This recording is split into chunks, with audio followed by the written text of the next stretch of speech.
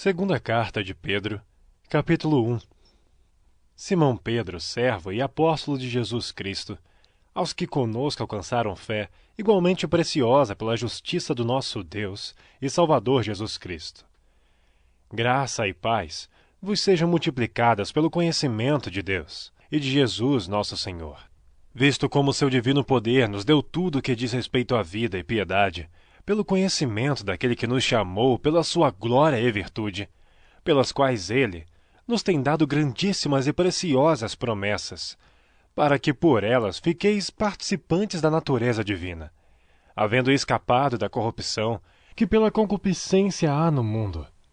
E vós também, pondo nisto mesmo toda a diligência, acrescentai à vossa fé a virtude, e a virtude a ciência, e a ciência a temperança, e a temperança a paciência, e a paciência a piedade, e a piedade o amor fraternal, e ao amor fraternal a caridade.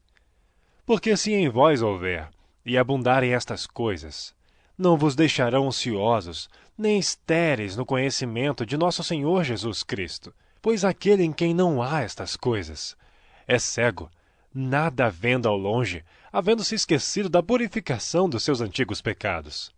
Portanto, irmãos, procurai fazer cada vez mais firme a vossa vocação e eleição, porque fazendo isto, nunca jamais tropeçareis, porque assim vos será amplamente concedida a entrada no reino eterno de nosso Senhor e Salvador Jesus Cristo. Por isso, não deixarei de exortar-vos sempre acerca destas coisas, ainda que bem as saibais, e estejais confirmados na presente verdade.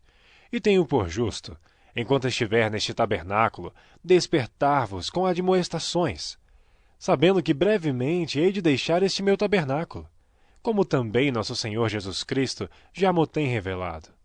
Mas também eu procurarei em toda a ocasião que depois da minha morte tenhais lembrança destas coisas, porque não vos fizemos saber a virtude e a vinda de nosso Senhor Jesus Cristo, seguindo fábulas artificialmente compostas, mas nós mesmos vimos a sua majestade, porquanto ele recebeu de Deus Pai honra e glória, quando da magnífica glória lhe foi dirigida a seguinte voz: Este é o meu Filho amado, em quem me tenho comprazido. E ouvimos esta voz dirigida do céu, estando nós com ele no Monte Santo, e temos muito firme a palavra dos profetas, a qual bem fazeis em estar atentos, como a uma luz que alumia um lugar escuro, até que o dia amanheça e a estrela da alva apareça em vossos corações.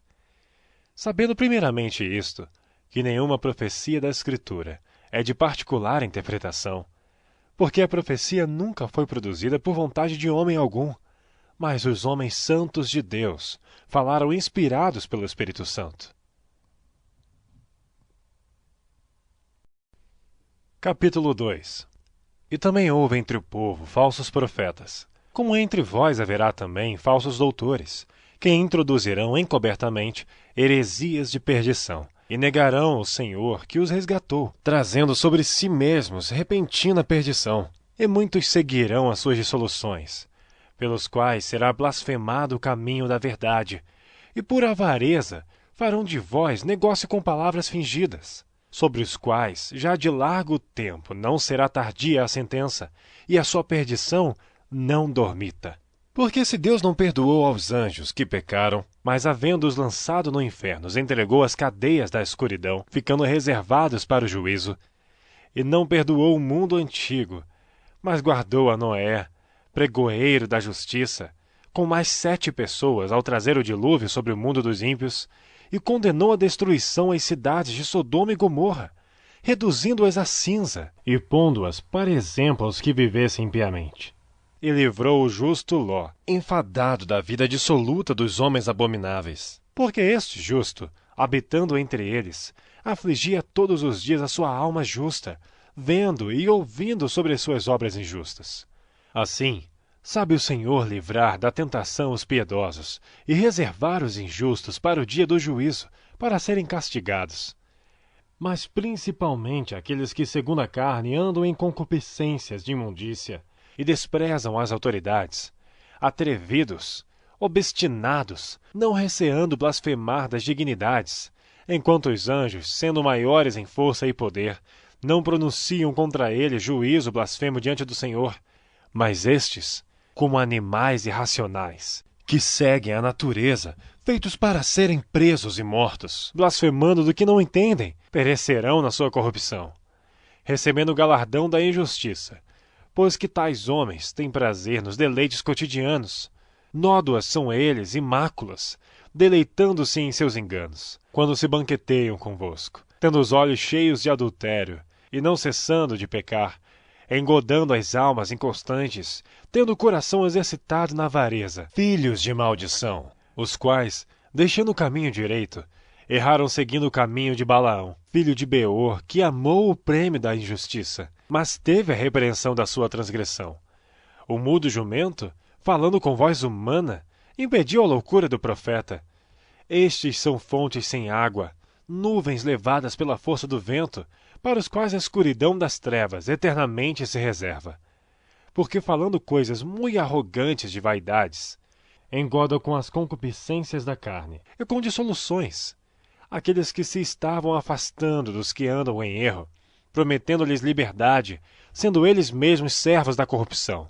Porque de quem alguém é vencido, do tal faz-se também servo.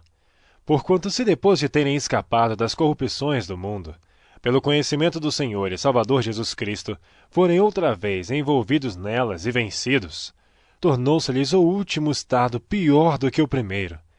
Porque melhor lhes fora não conhecerem o caminho da justiça, do que conhecendo, desviarem-se do santo mandamento que lhes fora dado. Deste modo, sobreveio-lhes o que por um verdadeiro provérbio se diz: o cão voltou ao seu próprio vômito, e a porca lavada ao esponjadouro de lama. Capítulo 3.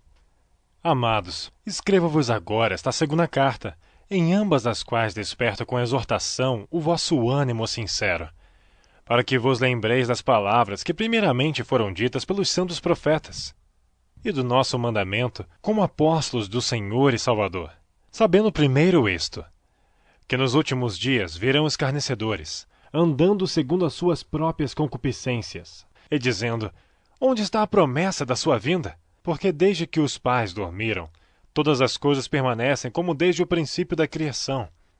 Eles voluntariamente ignoram isto, que pela palavra de Deus, já desde a antiguidade existiram os céus e a terra, que foi tirada da água e no meio da água subsiste, pelas quais coisas pereceu o mundo de então, coberto com as águas do dilúvio.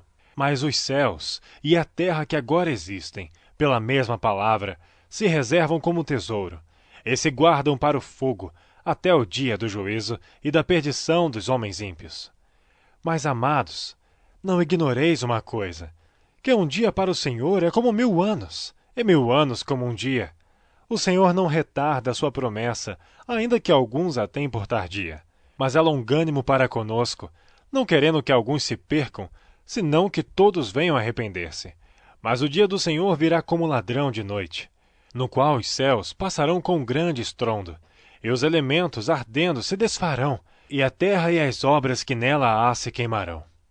Havendo, pois, de perecer todas estas coisas, que pessoas vos convém ser em santo trato e piedade, aguardando e apressando-vos para a vinda do dia de Deus, em que os céus em fogo se desfarão, e os elementos ardendo se fundirão.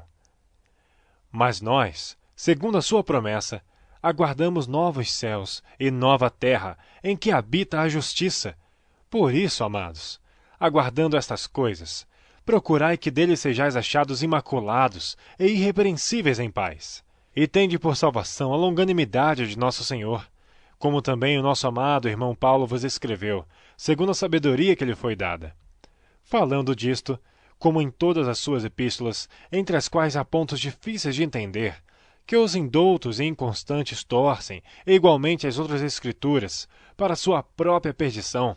Vós, portanto, amados, sabendo isso de antemão, guardai-vos de que, pelo engano dos homens abomináveis, sejais juntamente arrebatados e descaiais da vossa firmeza. Antes crescei na graça e conhecimento de nosso Senhor e Salvador, Jesus Cristo. A ele seja dada a glória, assim agora como no dia da eternidade. Amém.